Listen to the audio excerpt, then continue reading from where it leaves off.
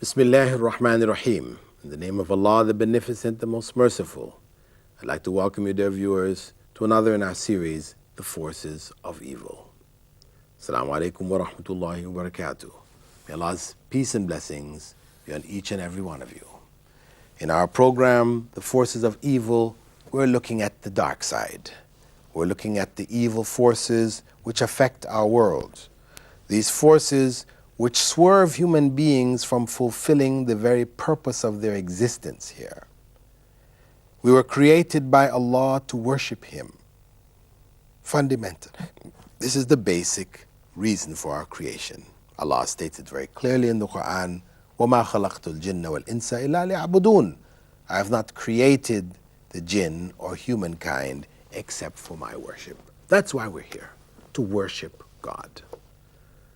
In worshiping God, we earn for ourselves the place for which we are to be in the world to come. We were created in paradise. We were created for paradise. But this world is the world of the passage. This is where we have to go through. This is the journey that we have to take to get back to paradise. The forces of evil block that path. They sink our ships. We have to be very, very careful. If we drown in this world of corruption and sin, then we have nothing in the next but pain and suffering. This world, as the Prophet ﷺ said, is a prison for the believers. Ad-dunya sijnul mu'min. But it is paradise for the disbelievers. وَجَنَّةُ الْكَافِرِ. Why? Because for the believer, he or she must control their desires. And the things which play on their desires, they must control it. And submit their wills to God alone. Whereas for the disbeliever, rejecting God means that whatever is pleasing is good. They'll do whatever pleases them. So this life becomes a life of pleasure or seeking pleasure. Of course, the vast majority of people never achieve that. Who lives a life from the time that they're born till the time they die, where all they enjoy there is pleasure? No. Our lives, no matter how much a person commits himself to pleasure, he says, I'm a playboy bunny or whatever, this is my lifestyle, I want to be in pleasure all my life. It's not possible. The vast majority of people, it is impossible to do so. There are a few, small element that manage to do much of their lives in pleasure. However, they are a minority. The Hugh Hefners of this world are few and far between. The vast majority of people end up struggling most of their lives just to make ends meet, just to deal with their material life. They have an element. Only on the weekends people live for the weekend. Thank God it's Friday. This is the kind of motto that people have. Friday, we got the weekend, Saturday, Sunday, to enjoy, party, etc., then back to the drudgery of work. You see it in the faces of the people as they go out to work in the mornings, in the tubes, in the subways, in the buses. It's a painful experience. That's life. It's not pleasure. So what we need to do is to realize that there is something greater, something, worth striving for, worth going through these struggles for. Because that pleasure does only last for a minute, and then we're back into problems again, back on the work, breaking our backs or whatever, trying to fulfill this to get enough money to enjoy. Or when we get old, when we finally retire, it will be time for vacation. This is now when we can enjoy life. But usually people who are so old then, they can hardly enjoy it. It's the struggle. The sickness is going to hit them. Their bodies are breaking down. They have money now, but how to use it? They spend their money on their health. So we need to know where we're headed. As Stephen Covey says, begin with the end in mind. What is the end? It's paradise or hell. So if hell is our destiny, is our goal, this is what we're seeking, then of course we're going to focus on the things which will carry us there, the pleasurable things of this life. As Prophet ﷺ said, that the hellfire is veiled by desires. And paradise is veiled by things which our desires don't like, and things which we don't find desirable, things which are not that pleasant, you know. That's the reality. The hellfire is veiled by desires. حُجِبَتِ النَّارُ بِالشَّهَوَاتِ. So, if our goal is paradise, then we have to live a life in accordance with that goal. We have to live a life as if we're in a prison, controlled. We've created that prison for ourselves based on our belief that this world and this life is one in which we should commit ourselves to worshiping God. We should live a life accordingly. So we have to struggle against the things which, the forces of evil, which would break us free of that, which would remove the bars of the prison and throw us out into this world of pleasure and enjoyment, etc., where we lose track of our very purpose and end up in hell. In our previous session, we looked at how the media can make corruption appear good, focusing on alcohol, you know, because this is something which is strongly promoted in the media. I mean, intoxicants in general, but of course, cocaine, you know, and crack cocaine and heroin and these other things are sort of put down, but really what's the difference between them and alcohol? That's just a minor difference. Alcohol has been made permissible and allowable. In fact, they're struggling to make marijuana permissible in places like England and America. You know, you have elements that are trying to make it permissible. In some European countries, they do allow people to take it. You can go to cafes where you buy your marijuana and smoke up and, you know, enjoy. So the media tries to make these things attractive. The hard drugs tend to be, you know, downplayed, and, you know, there's a criminal activity connected to it and everything else, whereas alcohol, the soft drug, is basically promoted and encouraged, you know. And we talked about in previous sessions how it is really the source of much of the evil that is around us. Much of the evil has come out of intoxicants. There was a case of a man and woman just recently, just this year, it was in the newspaper. They were on a flight between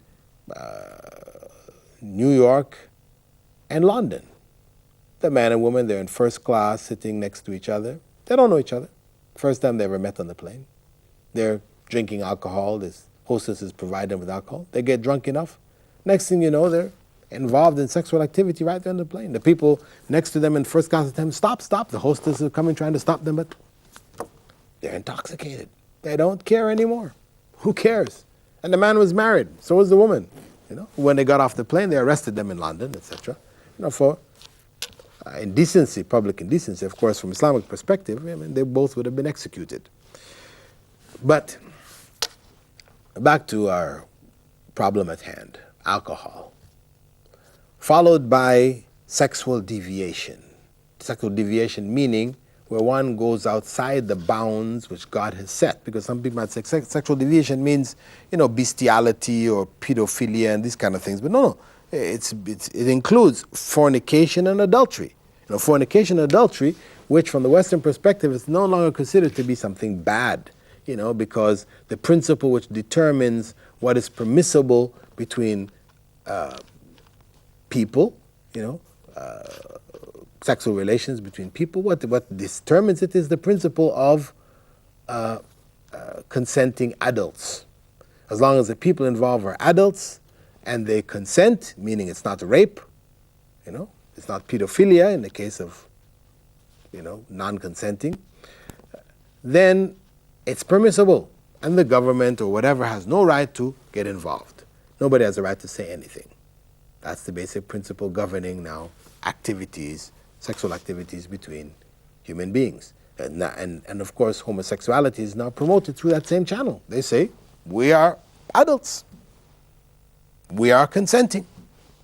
So why should we not be allowed to engage in our activities? It's just a matter of choice. You've chosen to go the homosexual route, the heterosexual route, and then we've chosen the homosexual route. This is the argument which is being used. And this is sexual deviation.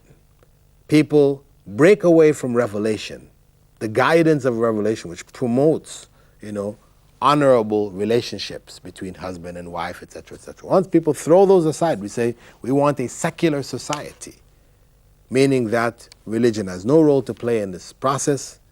So when we compare marriage and we compare fornication, what's the difference? It's only a piece of paper. Religion says you need that paper.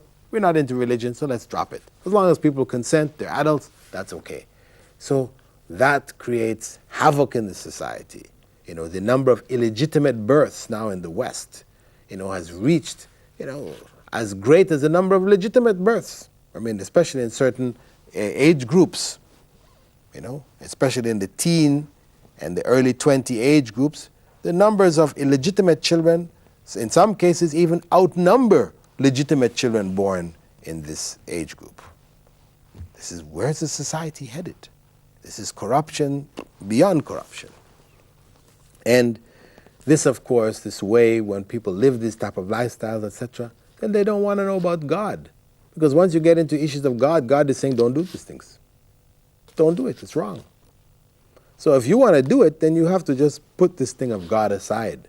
So this root, this desire which is played upon and encouraged and promoted in the movie industry and the novels and all these other kind of things, where adultery, fornication is made to seem attractive and beautiful to people, then it ultimately goes back and affects the foundation of the faith itself, where people don't want to have to deal with these issues of God, etc. I don't want to even think about it, as people will say. I don't have time to think about it. I'm too busy enjoying myself. So in this way, people, satanic forces have tricked people into forgetting God. The third big area that we were mentioned in the last program, we would be talking about in this segment, was that of music and singing. Music and singing. Now, this area, of course, Islam recognizes the nature of human beings to like song. A mother sings to her child. The child loves it. It soothes the child. The voice, very soothing. Everybody recognizes this. But Islam puts certain limits to it. Okay, mother singing to the child, young children singing for entertainment purposes of adults, etc., no problems. But adult females singing and adult males listening, this now is an area which Islam says no. Because that human voice is very attractive, very powerful, especially that of an adult female. It carries with it things that can stir up things within the males. That's why, Islam says no. Singing in this area, no. Furthermore, when that singing is accompanied by musical instruments, guitars and saxophones, pianos, and all these other kind of things, then this is also prohibited in Islam because of the way that these instruments tend to captivate the heart, to create an addiction in people for these things, so that when they feel bad, the first thing they will turn to is their favorite song. Turn it on. And I feel better now. It makes me feel good. It relaxes me or whatever. People are very much into that. Instead of turning to God, they end up turning to music. Music becomes like an intermediary, or actually something blocking their way to God. And music is everywhere. Music is everywhere. It has become so popular now, especially in Western civilization, you find, it's in the elevator.